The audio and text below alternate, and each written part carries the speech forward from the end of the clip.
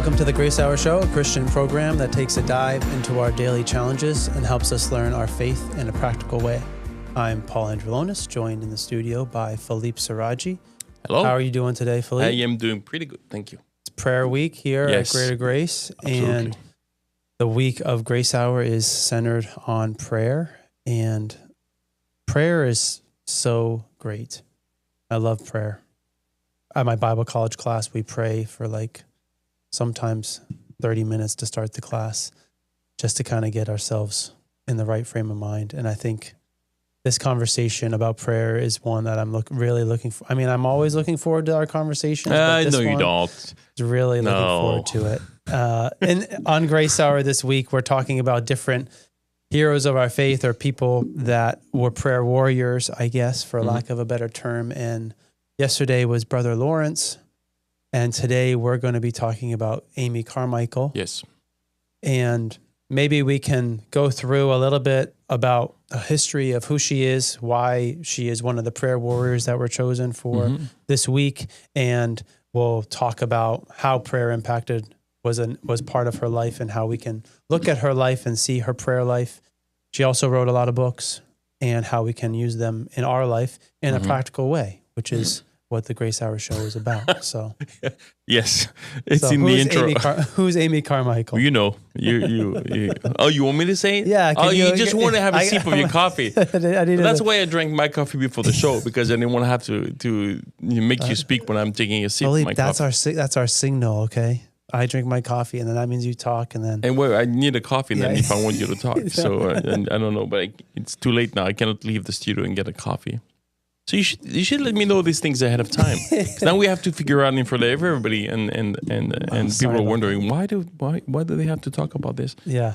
Even Jehu is disappointed with us today. You know, I mean, Jehu is not easily disappointed. He's hard to please. Yeah, it's hard to please too. But I mean, anyway, so. Well, he wants to know who Amy Carmichael is too. Well, yes, he does. Well, he could read about her, you know. It's okay. Anyway, so where were we? Yes, Amy Carmichael. What do we know about her? Well, she's like late 19th, early 20th century. I put the dates down there. So yeah, she died in 1951. So it's like fairly recent in one way. It's not like one of those missionaries from back in the day. She was initially from Ireland. She moved to India, I think I don't know, she's in 1904, 1905, maybe something like this. 1895. 1895, look at that. You have all the dates. And so you put the coffee down. How about you finish it? You have all the data. I'll just... All right. Okay, sure. Why not? Okay, thank you. So she was a missionary. She first went to Japan. She was. And then she came back to Ireland. Then she went to India, and she stayed in India for the rest of her life. 1895. So she was in India for over 56 years, it looks like. And while in India, she noticed and she saw the needs of... The main thing that she noticed in the ministry that she had was two young kids who were left or abandoned by their parents because of the type of worship that they were doing. So she started an orphanage. She started ministering to the children, the neglected children of India, or those who were sent to or sold into prostitution in that area of the world. Yes. And she developed a fellowship, I don't know how to say this, Donavor Fellowship, which was rescuing children and providing safety for those neglected kids in the slums or in the areas of India. Yes. And as she was doing that ministry and ministering to all those, she fell and was not paralyzed, but she broke both of her legs, and her spine was twisted, and she was unable to do the things that she was doing. So for 20 years, the last 20 years of her life, she was bedridden and wasn't able to move. And we were talking earlier about it in the 1930s, the type of medicine, and not only that, but also in India, the experience that she had in her final years of her life was one of suffering and pain, and also seeing the needs of the children that she was ministering to and the people that she was ministering to. And in that time, she wrote many books, and we'll talk about the impact that had on her prayer life and the prayers that she wrote and the things like that. But she was a significant difficulty, significant pain in her life, and prayer was definitely a resource for her in those times. And we see that through the prayers, and see that through the books that she's written. So that's kind of a very quick synopsis of her. I don't know if you want to add any other details that I missed. No, I mean, we're not like developing a biography. So you guys, you can look at, I mean, if you've never heard of Amy Carmichael, then definitely you should look into some of the books. I think we did our producers recommend some of the books that we should. Yeah, they did. So there was one that I saw. Things as They Are. Yeah, Things as They Are. That's a good one. And I think, hold on, I'm looking for the other one that I love was A Chance to Die, right? A Chance to Die. Yeah. And it's not by her, but it's actually Elizabeth Elliot, who wrote the book about Amy Carmichael. Wow. And it's a good book on like some of the lessons that Elizabeth Elliot got from Amy Carmichael's life. I don't think they knew each other at all, because they were not from the same era. If I'm not mistaken, Elizabeth Elliot either is still alive today, or she died recently. But anyway, so I get my dates confused sometimes. You can tell, especially you have a coffee and then I don't, so that doesn't help. No, but I mean, like, obviously she's. I mean, we can debate whether or not we won't call people heroes of faith. We call those in Hebrews 11 the heroes of faith. That's not how the Bible really calls them in one way. I mean, like, not heroes in the sense of like somebody we look up to as a person, but we look up at two people in their faith. That's what Paul was asking people to do. Okay, as I'm walking with Christ, then follow me, but follow my faith. And just like also we encourage to look up to our leaders whose faith we follow. Yeah. So I think when I read some books, biographies, or books by someone who went through something, to whom God has given like a special gift of writing, maybe, or experience that brings up things that echoes in our lives, but we were not able to put words on. I think that's a great something. Like yes, of course, the Bible is the key. Bible is number one, in our reading priorities. But if I'm left alone, my devotional time, that's why we have the church, right? We're not just left alone understanding the scriptures without help, but we have those messages and maybe those fellowship and sharpening of iron, sharpening iron together, of understanding the Bible. And also reading some good books that people have that are based on scriptures, but also explaining how the truth of the word were developed in their life and how it means something to them. And I think Amy Carmichael definitely is one of those that we can't just dismiss, because she's got so many things that are valuable. So that would be the encouragement. I mean, yesterday, same thing with Brother Lawrence. Maybe it's the first time you hear of the name, then just go ahead and dig it up, because this era of people like Brother Lawrence and others, like back in the 17th and 18th century, the pietist movements and others, and maybe like Fenelon and Madame Guyon and all these guys, they're from a different movement, but you could call them mystics, in one way. But what they write is it speaks. Even if you don't adhere to their mystical, approach to not in sense of mythical, but mystical in the sense like we could say, almost like hyper spiritual to some extent. Yeah. But if you read what they write and then you apply that to your life, surrounded by what you know of scripture as being doctrinal, then it's just like it's so refreshing, Yeah. So I think just one thing that you said, well, the Apostle Paul said about following a person versus following their faith. Hello, we have a visitor. Following someone's faith and versus following a person is such an important distinction to make. Yes, because you can be so consumed with an individual. Yes, even a historical father of our faith.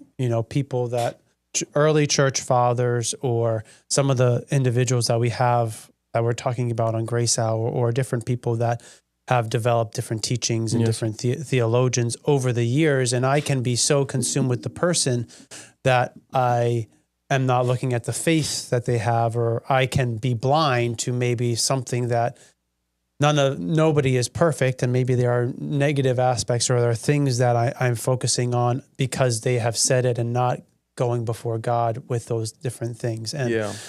And in some of these times, there was a lot of debate and a lot of discrepancy and a lot of discussion that was happening between these different individuals as well. So that's something to keep in mind when we're looking at these different things that these people are saying. And the passion and the desire that they have in what they are saying is something that I think we can learn also. It was like their life is depending on these things that they're talking about. Like Amy Carmichael is surviving because of what she is learning from the Lord in her prayer life.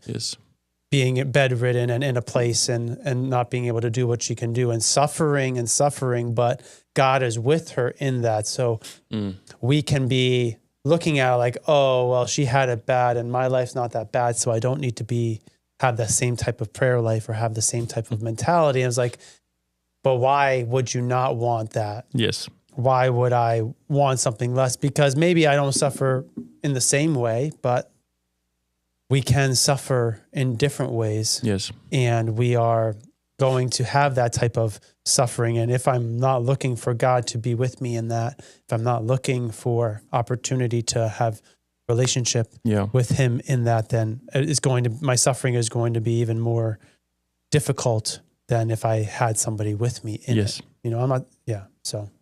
I mean, also, I think you're making a great point about we equate, there's a question that's interesting here, but we can connect how prayer affects our pain.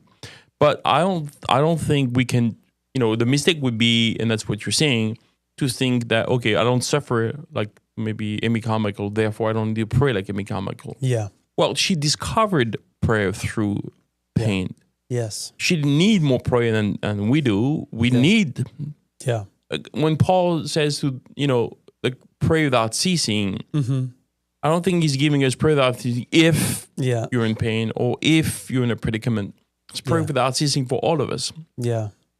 Now, praying when you're in pain makes a difference.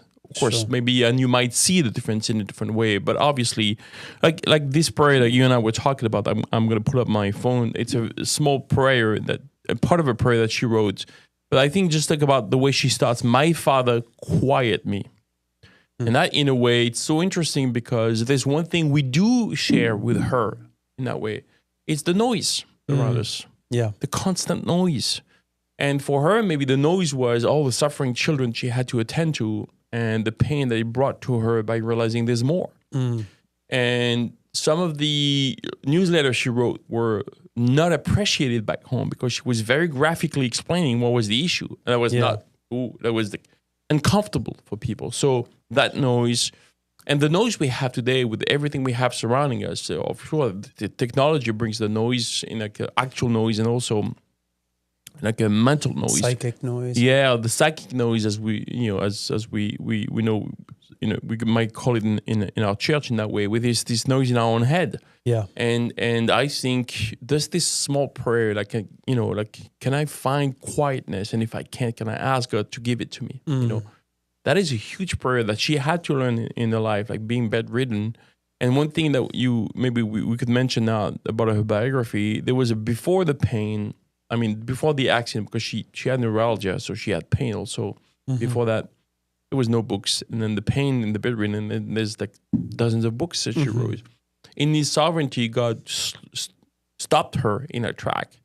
She wasn't be able to attend to her ministry the way she thought she was supposed to, but then here we are in 2025 benefiting, from 75 years later, she benefiting from her writing and her experience with Christ, and that's pretty amazing, in that way. So no, we don't equate the amount of pain equals the amount of prayer. I think prayer without ceasing applies to any of us. If you're healthy, your family is okay and doing great, you're financially set, and you have everything going for you, prayer without ceasing still apply. So yeah, I think that's. Yeah, she learned to pray because of her pain. She learned that intimacy. She learned that quiet. I think the quietness piece is such a important thing for us to focus on or to cherish and to seek after and to work for, because it's so easy to always have noise. It's so easy to always have something playing on in the background, whether it's literally something playing in the background. If you notice how much like technology or just like AirPods or headphones or whatever, like there are some people that literally have something playing in their ears all day long. And I am always baffled. I'm like, what could you be listening to for that long? Yeah. And in some cases, it's like you're not even listening to anything. It's just background noise of your life. Yeah. And it just becomes white noise at some point. But having that time or having the quietness, having no noise, we as a city, as someone who lived in the city in Baltimore my whole life, my parents just moved out to the county into a smaller neighborhood where there's like no noise. And that's my neighborhood. That's where you're living now as well. And my dad has told me multiple times, like, it's just so quiet. Yes. It's just like quiet, and you can there's nothing, and like when we first moved, lived in the city and moved out to the county, I was like, it is quiet. You don't hear the sirens, you don't hear cars whizzing by, you don't hear all the different things that go along with the city life. And part of it was like, oh, well, I miss they have white noise machines that has the sounds of the city so that you can fall asleep to the sounds of the city. But like when we realize when you see, okay, so much noise, and then you see the quiet, like you can feel uncomfortable at first, but then when you embrace it and when you see the things that you can hear or the things that you're missing or how quickly you can be distracted or whatever, you start to cherish the quiet and you don't appreciate the noise as much. And I think like that's where God wants us to be, is like appreciating that quiet time so that we can hear when he speaks to us and listen for what he has to say. And even in our own minds, like we have the noise of whatever soundtrack that we have playing in our mind of the thoughts that repeat and repeat and repeat, and the feedback loop that we give ourselves in, whether it's positive or negative or whatever the case is, it can impact the way that we relate to God or our prayer life with him. As I can't even focus or pay attention to anything right now. How am I supposed to pray to the Lord, or how am I supposed to hear what he has to say to me? And it's something that we have to kind of be intentional about, I have to make a decision. Like, I'm going to take some time and be quiet.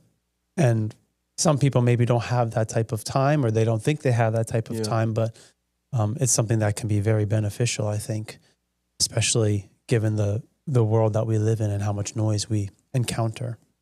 Yeah, I mean, just to keep that idea of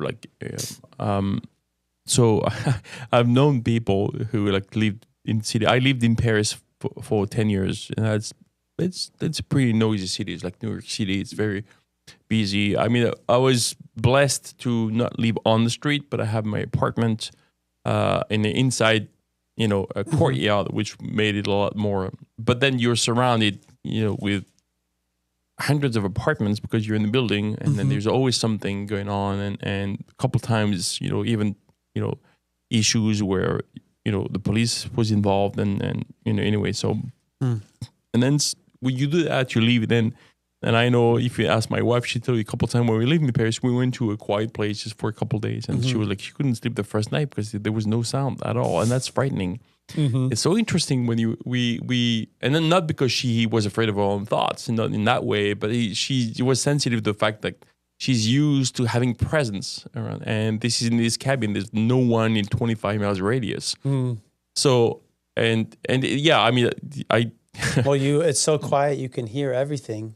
Yes, or that as well. You can hear things, what was that? Sounds you cannot identify. Exactly. And anyway, so yeah, so yesterday was like presidential, day, the President's Day. So we decided to stay home yesterday. We didn't do anything, and then I think I saw one car drive in front of my house. That's how quiet my neighborhood is. Wow. And there was one of the guy who's he was busy that day, so he had to come at least one in front and then back. So yeah, I think the area where we live, where your dad and your family lives, and I live, there's a few people from out just living the same way. I have to drive 10 minutes before I can find a place I can do some shopping. So it's quiet. Yeah. It's super helpful.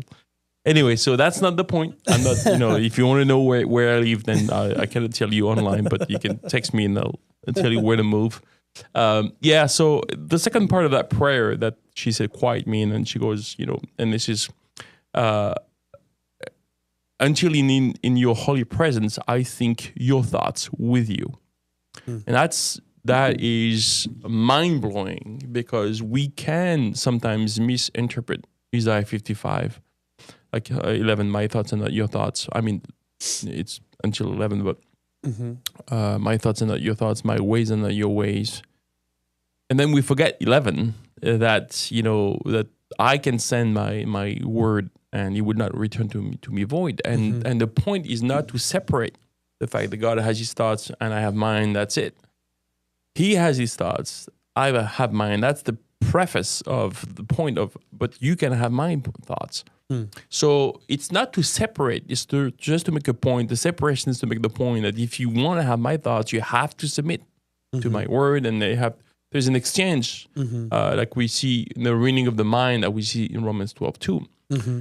And I think that's what prayer does. And that's why she puts in her prayer, like, quiet me. I mean, help me shut down my own voice in that way, my own thoughts. Because, I mean, it's not that I'm nothing in that sense, I'm worthless, but my thoughts are not his thoughts. That's just a given. So I already have my thoughts. Can I just shut them down for a minute and look at his thoughts? And maybe I'll discover they're better. Yeah. So it's not like, your thoughts are worthless in the sense that we're condescending to the idea, like, I'm worthless all the time. That's not what Isaiah 55 says. Just like in the perspective. Okay, you and I are working on this earth, and I look around. Now, if I have a drone, do I get a bird's eye view if I have a camera on it? Sometimes it's more useful. It's not like, oh my God, I'm stupid. I just have two eyes, and I'm working on the planet. Now, this perspective is better, and I think this is what God says. It's that, of course, it's more than better. His thoughts are eternal and pure and without defect, and we get the point. But the point is not to. So it's an invitation, I think, for God to say, "Let me pour my thoughts into your mind." Like. And I think that's what she says. And the point that's interesting, it's the Word of God does that, renewing of the mind, as Romans 12:2. But prayer does that. Can if I quiet down, can I his thoughts with him? And does that change, my perspective? And then one more thing it's one thing that I do say when I do counseling and people go through tough times, and I know it's hard for people to hear encouraging verses when you go through difficult times. And sometimes it sounds like if you don't preface what you're about to say, like, I'm giving you like some good verses and be on your way, like there's no compassion. The question I'm asking almost every single time is, do you think that God has a thought or has something to say to you in that period? Do you think he does? And the answer, hopefully it's yes. If it's yes, okay, let's see what God could say to you in that time. And then we introduce the idea. Because I don't want to be insensitive, but I also don't want to miss the point of God. If I quiet down my stress and anxiety and own thoughts, maybe if the Father quiet me and then I can think your thoughts with you, that will change my perspective on things. That's what prayer does. Yeah. Yeah. There's like this prayer, there's this idea, I guess, of what prayer is meant to be. There's an idea of what I'm supposed to pray. There's an idea of how I'm supposed to feel when I pray, and the timing and all these different things that we can get so caught up in our prayer, or why I don't pray, or there's something between me and God, or different things that can impact our prayer life. And we maybe have a concept of, it's not that bad, I don't need to pray, or like you're saying, going through a time of suffering or a difficult time, and does God have something that he wants to say to me in that time? And do I want to hear what God has to say to me, or do I even want to think about what he has to say? Or am I so caught up in what it is? And thinking about the suffering that Amy Carmichael went through and suffering that so many people have gone through. In Philippians chapter 3, there's the verse 10 and 11 says that I may know him and the power of his resurrection and the fellowship of his sufferings, being conformed to his death, if by any means I may attain to the resurrection of the dead. And I'm just thinking about thinking God's thoughts with him. Is that what the quote, that's what the prayer said, like, and suffering, the sufferings that Christ suffered with, like, he's with me in my suffering. Yes. Am I with him in his suffering? So using that same type of connection there, if I'm thinking God's thoughts towards me, maybe I'm suffering Christ's suffering as well, to understand that he's with me in that and to be able to hear what he has to say. Like in that verse, knowing him, the power of his resurrection, I know what God can do. Yes. He can raise people from the dead. He can heal the blind. He can part the Red Sea. He can do all these different things. But am I recognizing the suffering that he also has gone through? We can focus so much in our prayer life on him healing. Like Amy Carmichael could have been praying for him to heal her and be disappointed in him not. Yeah. And in our prayer life, we can be so focused on God relieving us of the tension, relieving us of the pain, taking away the difficulties that we're experiencing, and giving us this life that is free from those things. But what if my prayer life is about knowing him in those things, knowing him in the pain that I'm experiencing, knowing him in the difficulties that I'm experiencing, knowing him also maybe in the joy and the peace and the positives. I don't want to just focus on those negative aspects of our life.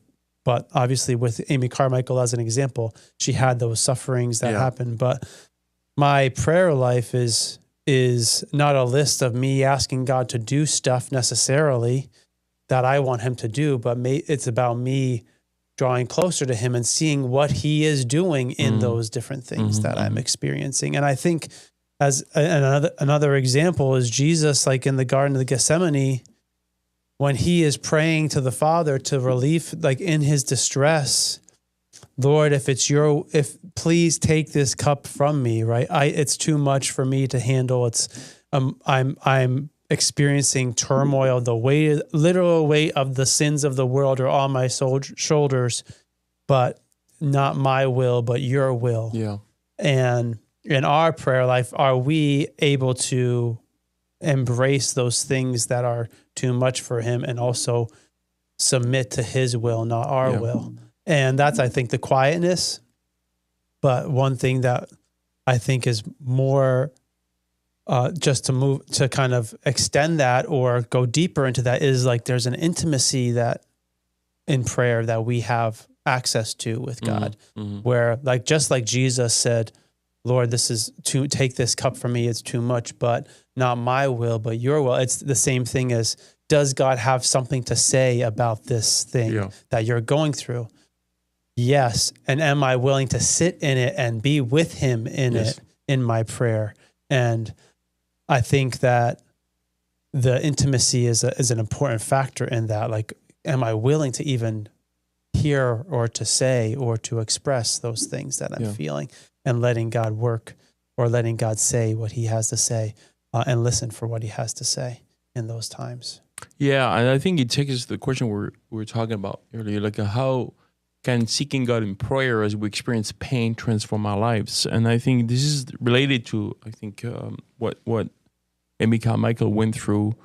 And the point is, we go back to where we said earlier, is like how much of God is in my life, how much of God's thoughts are in my thoughts, you know. And I think it's for me, like if I were to summarize what prayer, how prayer starts, maybe I'm talking about when we go through something difficult, because we know that praying without ceasing means I don't need a reason to pray. I just enter into the throne of grace boldly, and I express my thoughts and desires as well. That's what the Bible is very clear on the fact. There is no spiritual, not spiritual prayers. Oh, if I pray for others, I'm more spiritual than if I pray for my needs. God tells us absolutely no. Please, make your needs and desires known unto him. So we do that. So let's not fall into the trap and thinking, well, if I ask for something, like maybe I shouldn't. No, God wants. And then the attitude that matters when we did ask is, I'm okay with God saying no or saying wait. That's when the spiritual life comes in. But the point is here is, like if I don't pray if I don't realize two things. Number one is I cannot do anything about my situation, but God can. That's number two. That's it. And that takes me to prayer, because who else? No one. Okay. Whom have I, David asked questions, in heaven besides you? Yeah. And I don't have saints. I'm not a Catholic. I'm not asking, for somebody below, they have God, the angels, and then the saints, and then they have a special, areas where they're supposed to pray for certain saints, and then they have their responsibilities. In French, we have an expression: it's always better to ask God than the saints, and meanings that you always go to the top. We apply that to anything in life, the job, and anyway. So, but the point really being is, how does seeking God in prayer, it help us process pain in our lives? Just by, as we said earlier, and as you said earlier, change of perspective. And not in the sense that we're demanding that God gives us a reason. Like, I don't see Job. Yeah, it's Job or Job. Job in the Bible. I don't see Job, getting an answer for any of his questions, because God is asking him questions, and he just completely shuts him down. Yeah. Not in the sense, you're stupid, shut up, you don't know who you are. But is it possible? What I take from those many questions that God asked Job is putting his thoughts into him. This is who I am. Is it possible, now that is it possible that I may have reasons completely unbeknownst to you? And I think it's one thing that I realized. Did Amy Carmichael pray that God will remove the pain? I'm sure she did. Pain is not something you don't care about, so you do. Would she know that 75 years later, millions of Christians will read her books? I don't think she understood that. Just like Job did not understand the spiritual battle that was surrounding his circumstances. But then, so sometimes we do get an answer, and that's what prayer can give to us. Or sometimes we get a word from God, and that's, as we see sometimes in the Bible, I have my expectation on him, a word I'm waiting on him. I'm waiting for a word from him. Not even not even chance of circumstances, but a promise. And I think that's what prayer does in our life. Like, we're looking for God and asking him, to give us something, and then we're going to be satisfied with. And Job didn't get the answers to his questions, but he got questions that put him back in his place in one way. And good, not, again, in a condescending way, but let's put it, I'm going to word it differently. That put God back in its place in a good sense. Because it's like, I'm Job, you're God, I'm sitting across the table, I'm equal with you. That's what's going to happen, bro. Until you ask me like 80 questions plus, and I realize, oh no, we're not. I was like, no, I don't. No, I'm good. I'm good. I've heard about you, but now my eyes have seen you, and it's a whole different.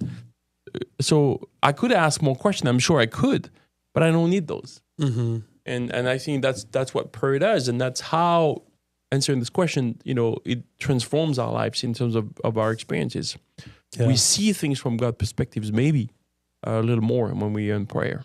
Yeah, we are looking for his perspective. We are trying to see things with his eyes and think with his thoughts and experience our lives through that lens of the eternal, not just the temporal. Yeah. Which is difficult as a human being, to be having a different value system or having a different viewpoint of my life. Yeah. Losing your life, laying down your life, all those things that go into our Christian walk of faith. And one of the things that I was listening to a message or a podcast about prayer just yesterday, and just thinking about prayer in general. And they were talking about asking and like a lot of prayer that when Jesus talks about it, or when it's talked about in the scriptures, is talking about asking. And they said, a one word definition for prayer is ask, Yes. But they talked about Tyler Staton, I think is the name of the guy that was on the podcast. And he was just talking about the requirement or the need for intimacy in order to determine what the ask, whatever you're asking for. Yes. If I am not close with God, then my prayers, the things I ask of him, or if I don't know God in an intimate way, then my requests of him will be reflective of that. Yes. I'll ask him to take away the pain. I'll ask him to give me $1 million. I'll pray all these different things that are maybe superficial things that are the list of items that I want him to do, versus the ask of an intimacy where I am wanting to draw closer to him and get to know him in a more intimate way. So there is this level of intimacy that in our life, in our walk of faith, that will dictate what our prayer life will be. And maybe drawing closer to the Lord, getting to know him more, is the thing that I need in order to have a quietness, and then also for my prayer life to go to maybe to be a more deep type of relationship like David had, where he is able to kind of make his requests known to the Lord. And, similar to my kids coming up and asking me for something, I'm their father, and there's a relationship there, and they know they can come and they can ask me whatever it is they want to ask me. And that's the picture that I would like to have of my relationship with God, is that I can go to him and I can ask him, and I can wait for his response and wait for his answer, or look for his response or look for his answer, so that I can have that question answered, or just be closer to him and know that. So we can be very, what's the word I want to use? We can be hesitant maybe to ask God for things, or we have to ask in a particular way or whatever, in order for us to be praying appropriately, or whatever the case is. And I think there is that discussion of, okay, am I supposed to pray a prayer in order for God to hear me? Does it have to be specific words? Does it have to be in a particular order? Do I have to do it a certain number of times a day? Yeah. And then there's the other end of the spectrum where I can say whatever I want, whenever I want, and I can go to God humbly, and I can go to God with my words. So I think maybe we can talk about that, maybe just to finish out the episode, just thinking about the comparison between those. Because you read a prayer by Amy Carmichael. We have different examples in the scriptures of Jesus demonstrating or teaching his disciples how to pray, and how those different prayers or different psalms or whatever can help us in our prayer life. I think is something that is really good for us to discuss or to consider. Maybe I don't know what to pray. Maybe I'm in a difficult situation and I can't even find the words, and I want to pray. I want to draw closer to God, but I don't know what to say. And can those prayers, can the psalms, can different words of another person, can I take those and use them and have them be a prayer that I pray? I mean, I love that, but I want to go back to what you said earlier about that podcast, because we're preparing the show earlier. You said something more that you didn't say today about the person. You said when you ask, your kids are asking you a question because of your relationship, the question they would never ask me. Which I think is also a very good point. Because I know your kids. I see them. I help on Wednesday nights. Opening the door so I see a lot of kids in the school, and then I see your kids. I might say hi to Isaiah. But I mean, then if they need something, or if there's something on their heart, or something, they would never even think about asking. Even someone they see on a regular basis, because the relationship is not there, and the relationship's not. If it was there, I'm sure they're asking things to you that they don't even ask their grandparents. And that's the point that I think really spoke to me when you said that earlier. Is that when can I reach that level of confidence and faith and trust and intimacy with God that puts me in the place where I'm going there as a kid, just like I don't think your kids are coming to you unless And as kids can be manipulative, but we're not talking about that. Can your kids come to you just like bluntly and ask you something without any prefacing or any preparation? Yeah.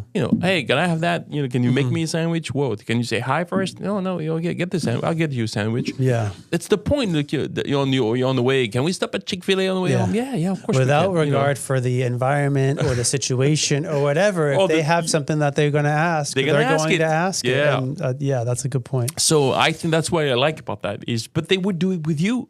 Yeah. Oh, with your wife, of course, but they wouldn't with anybody else. Yes. And if they would, it would be like pointless. Like, I don't even know who you are. Like, what? I'm not giving you a sandwich. Go away. Go and get your dad. something. Yeah. So that's really something I just thought was amazing. So yeah. So anyway, so I didn't want to lose that part because that just blessed me in that sense. So yes, we have like, when you and I were talking, so in a Christian circles, like maybe they would sing hymns more than they would sing like contemporary music. Mm-hmm. I'm not making a point about worship.